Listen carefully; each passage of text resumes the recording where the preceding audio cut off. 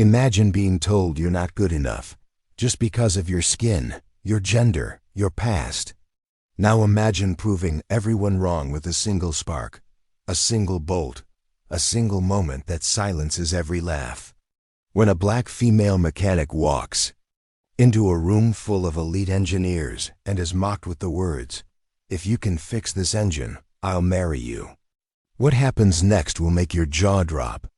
This isn't just about machines, it's about power, pride, and a twist no one saw coming. Buckle up. You'll want to watch this to the end. And before we begin, don't forget to like, subscribe, and share this powerful story that's shaking up TikTok and YouTube worldwide. You're about to witness a comeback like never before. It all started in Detroit, in the echoing chaos of the annual International Auto Engineering Conference, where the brightest minds from the world's most prestigious automotive companies gathered under one industrial roof. Among the sea of patent leather shoes and luxury watches strode a woman in oil-stained boots, Cameron Brooks, a 27-year-old black female mechanic with calloused hands, a 1,000-watt gaze, and a resume that the industry politely chose to ignore. She wasn't from MIT or Stanford. She didn't intern at Tesla or Porsche. She was from a tiny garage inherited from her grandfather in the heart of East Detroit, where she learned to rebuild engines from scrap by the age of 11 and could take apart a transmission blindfolded by 17. But to the engineers sipping imported coffee and trading data sheets like stock tips, she was a nobody, a grease-streaked misfit in a world of polished egos. The conference had a centerpiece this year, a black box engine, a prototype so complex that even top engineers from Germany and Japan hadn't figured out why it wouldn't run. And that's when he walked in, Dominic Keller, the golden boy of Mercury Engines USA, a smug mechanical prodigy who believed he'd already solved the world. Standing over the dead prototype with his arms folded and his tie slightly loosened, he laughed when Cameron asked if she could take a look. Sure. He smirked in front of the crowded showroom, loud enough to silence the murmurs. "If you fix this engine, I'll marry you." The crowd chuckled, some gasped, but Cameron didn't flinch.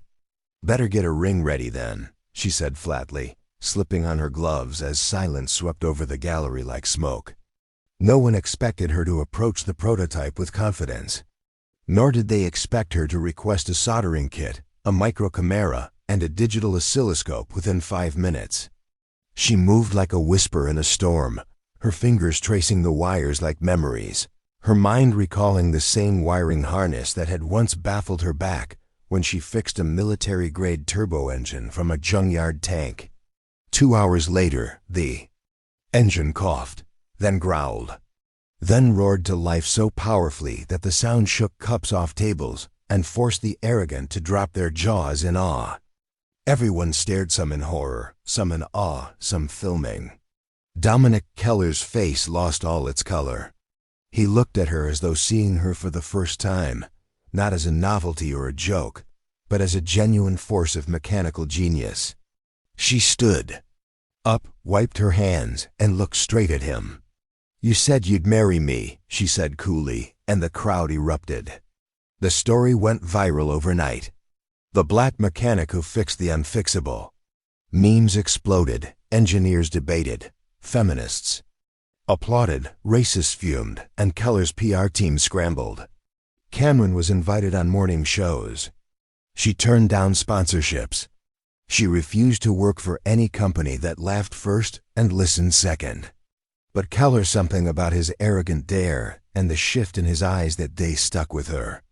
So when he showed up at her Detroit garage weeks later, ring in hand, engine manuals in the other, asking for an apprenticeship instead of a proposal, she laughed for the first time since her father died. She didn't say yes. Not to the ring, but to a coffee. One coffee became late-night engine builds, which became shared breakdowns and rebuilds, not of cars but of each other. And then came the twist. Keller's company had secretly sabotaged the prototype so it wouldn't work, hoping to delay competitor patents. When Keller discovered this and leaked the info protecting Cameron's reputation and exposing his bosses, he was blacklisted, fired, disowned by the engineering elite. And Cameron? She offered him a job as her assistant. The internet lost its mind. The engineer who mocked her now cleans her tools. But the truth was deeper. Cameron and Keller weren't rivals anymore. They were co-founders. They started Torque and Truth, a hybrid mechanical firm dedicated to ethical innovation, hiring underprivileged yet brilliant youth, especially women and minorities, giving scholarships, building from the hood outwards, not the other way around. 3 years passed. They were unstoppable. And then, in front of a rebuilt 1970 Mustang at an orphanage charity event, Keller got on one knee. This time, there was no joke in his voice. "You didn't just fix that engine, Cam," he said, holding a custom titanium ring built from the same alloy of the black box engine. "You rewired my entire life." Cameron didn't cry. She nodded, cool and strong as ever. "Took you long enough, Dom. The wedding wasn't fancy. It was in a garage with oil stains and fairy lights and the smell of gasoline in the air. And yes, the original black box engine was there running. This wasn't a fairy tale. This was torque, truth, and the victory of those who rise when laughed at.